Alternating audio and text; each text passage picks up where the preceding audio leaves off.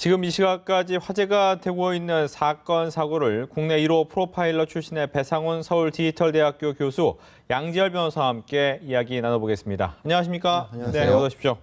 앞서 리포트도 있었지만 도곡동 자산가 할머니 살해 사건 땀이 결정적 증거였다. 이런 얘기가 나왔습니다.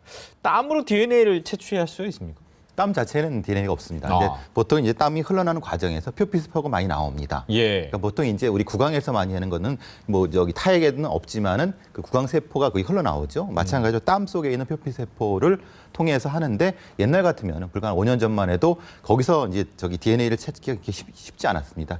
기계 감도가 적고 예. 우리 과수요원들의 그 숙련도가 좀 떨어졌기 때문에 지금 같은 경우는 아주 적은 양을 가지고도 DNA를 추출해낼 수 있는 기술이 지금까지 우리 경찰에는 있습니다. 네. 그걸 통해 됐겠죠. 지금 보면 뭐 피의자에게 구속영장은 청구가 됐는데 안 했다. 자기는 잘 모르겠다. 횡설수설 하지 않습니까? DNA가 결정적 증거가 될 수 있습니까? 뭐 범행에 쓰인 어떤 흉기라고 해야겠죠. 거기서 네. 나온 DNA는 가장 큰 증거가 되는 건 맞습니다. 하지만 여전히 정황 증거이기 때문에 거기를 추가할 만한 것들이 보강이 돼야 되고요. 아까 리포트에서 범인이 CCTV로 현장에 들어가는 장면이 찍혔다고 하는 것이 하나의 큰 중요한 증거가 됩니다. 왜냐하면 어떤 범죄든지 알리바이만큼 확실하고 큰 기여를 하는 증거가 없는데 알리바이가 범행 현장에 있었던 것이 드러났기 때문에 예. 이 정도면 굉장히 많은 증거를 확보한 거죠.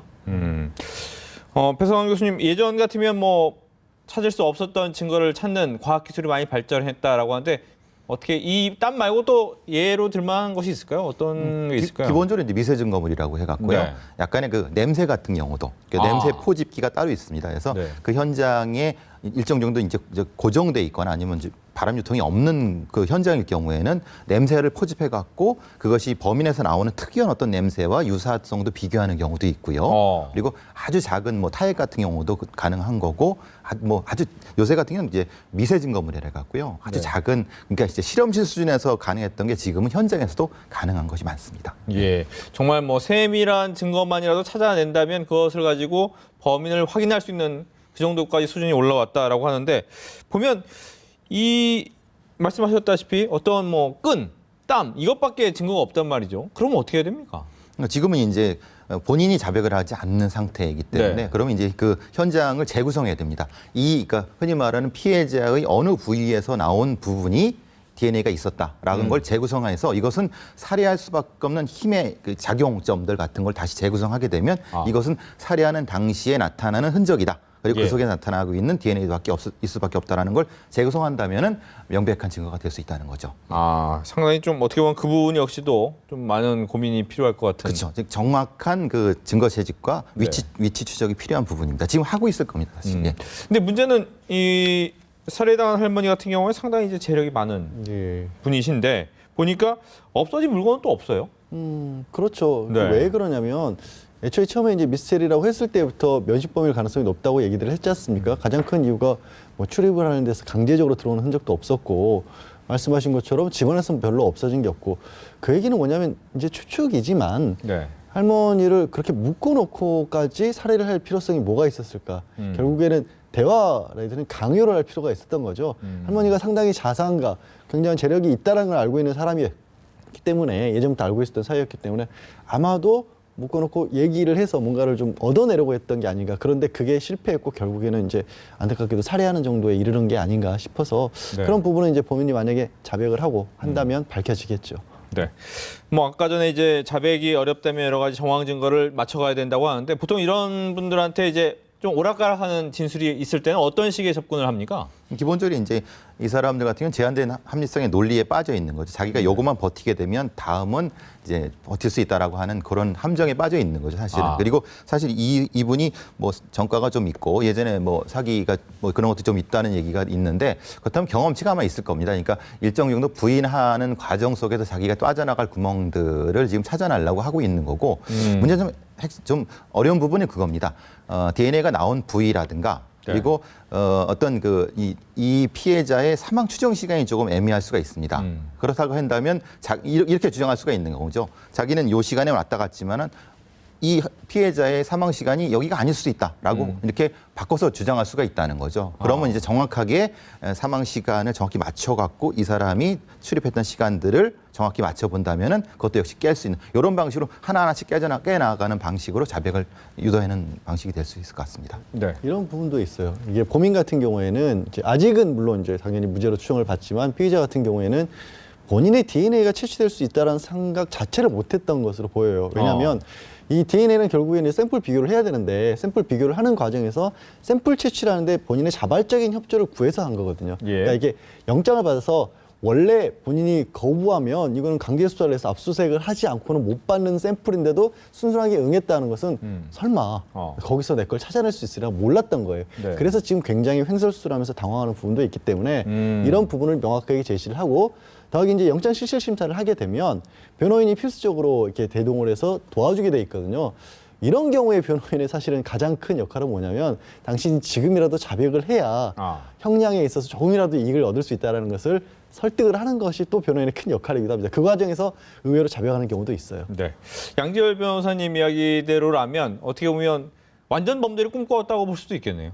근데 조금 좀 허술한 부분이 있죠. 네. 왜냐하면 이제 자기가 땀이 장갑을 안 낀 상태이지 않습니까? 그럼 이제 완전 범죄 꿈꿨다면 장갑 좀 끼우고 뭐 여러 가지 걸 했을 건데 그것을 안 했다고 하는 거는 말씀하신 대로 좀 그런 허술한 부분도 있고 근데 또 나름 다른 부분에서는 경험치가 있어갖고 조금 완벽하게 하려고 했던 이 두 가지가 공존하는 부분 같습니다. 그런 그 사람. 근데 보통 이제 DNA나 증거를 들이대면 일반적인 범행, 특히 이분 같은 경우에는 이 범인 같은 경우에는 살인의 전과는 없었기 때문에 사기만 있었기 때문에 내가 살인했다. 이 증거가 DNA 증거 있습니다 하면 보통은 놀래서라도 대답을 해야 될 것 같은데 왜 대답을 안 할까요? 지금 아까 말씀드린 것처럼 처음에는 좀 당황한 부분도 있고 말씀하신 대로 그런 부분도 있기 때문에 지금은 좀 생각을 정리하는 시간일 수도 있을 겁니다. 그래서 이제 좀 빠져나갈 구멍이 있다 없다는 걸 하고 그걸 좀 설득하는 작업이 좀 필요한 부분인 것 같습니다. 처음에서 사실 증거를 들이댔다고 바로 자백하는 범위는 그렇게 많지가 않습니다. 좀 시간을 두고 네. 차근차근 이게 합리적으로 설득해 나가면은 자백하는 경우가 생기니까요. 알겠습니다. 다음 사건 같은 경우에는 이제 세리미법 시행과 관련된 자동차 사고입니다. 또 어린 생명 희생이 됐는데 어떻게 보셨습니까, 양지열 변호사께서는? 참 정말 안타깝죠. 정말 안타깝고 그런 게 있습니다.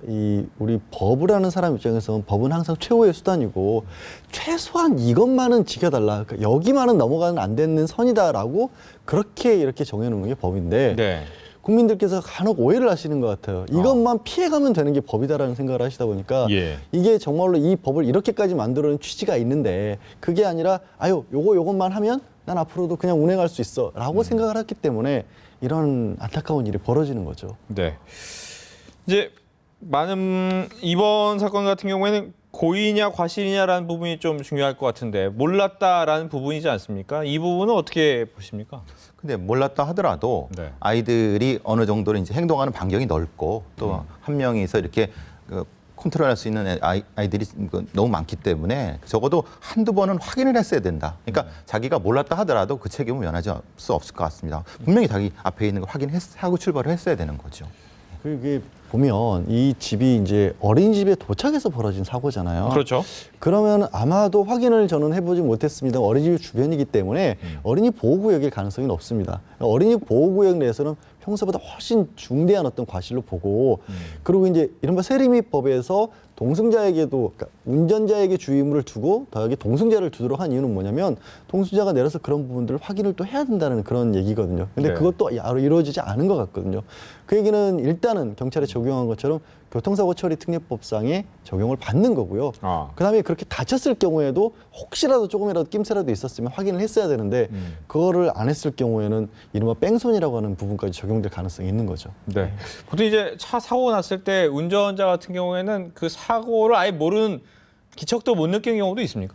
근데 이제 그 일정 정도 이제 느끼긴 느끼겠죠. 왜냐하면 아무리 그 작은 아이라 하더라도 네. 좀 돌출하는 충격이 있어야 되는데, 네. 그러니까 이제 무관심했다는 거죠, 말하자면 그 부분은 책임을 면할 수 없을 것 같습니다. 그러니까 조금의 충격이라든가 아니면 좀 쿵 이런 약간의 그 소리라도 있었는데 그러니까 잘 생각을 못했던 거죠. 아예, 그 부분에 아예 거기에 대해서 설마 그럴 리가 그렇죠. 라고 생각할 예, 예. 수도 있었고. 그러니까 그만큼 조심을 했어야 되는 그 관리자에 있는 사람인데 그걸 못했다는 거죠. 네. 문제는 이러다 보니까 세리미법의 규정을 지켰고 안전교육 이수도 했는데 정말 법의 실효성은 없다. 이렇게 볼 수도 있네요.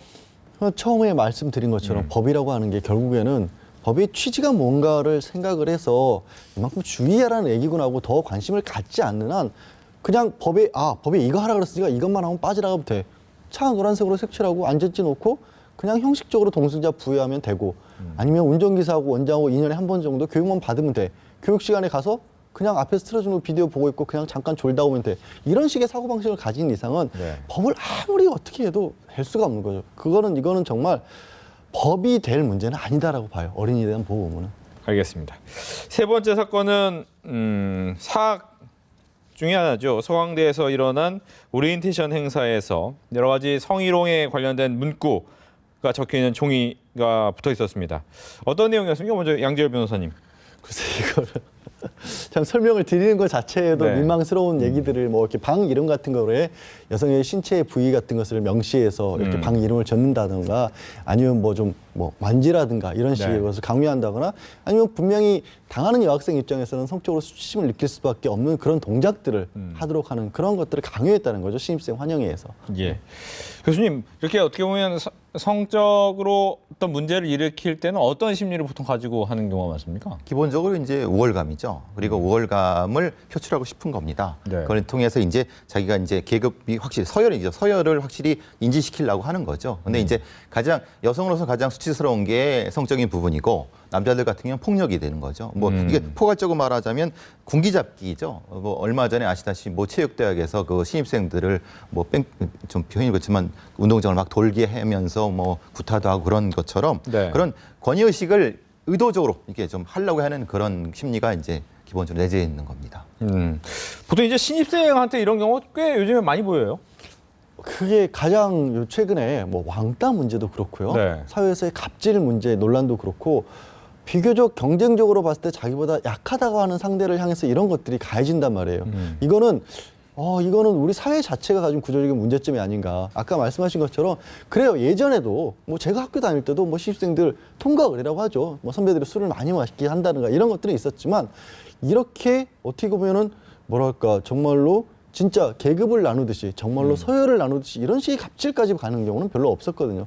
이게 나쁜 거 빨리 배운다고 하잖아요. 아무리 대학생이라고 하지만 아직 어린 학생들이고 우리 사회에서 분명히 성희롱과 관련된 문제들, 갑질로 이런 것들이 있다 보면 자연스럽게 그걸 흡수를 하는 것 같아요. 그래서 그것들이 더 어린 학생들, 더 약한 학생들에게 표출이 되는 것이고 이거는 단순하게 어느 특정 학교의 특정 학생들이 잘못된 행동으로 볼 게 아니라 도대체 대한민국 21세기 사회가 뭐가 잘못되는지를 근본적으로 들어봐야 되는 그런 문제의 표출이라고 봐요.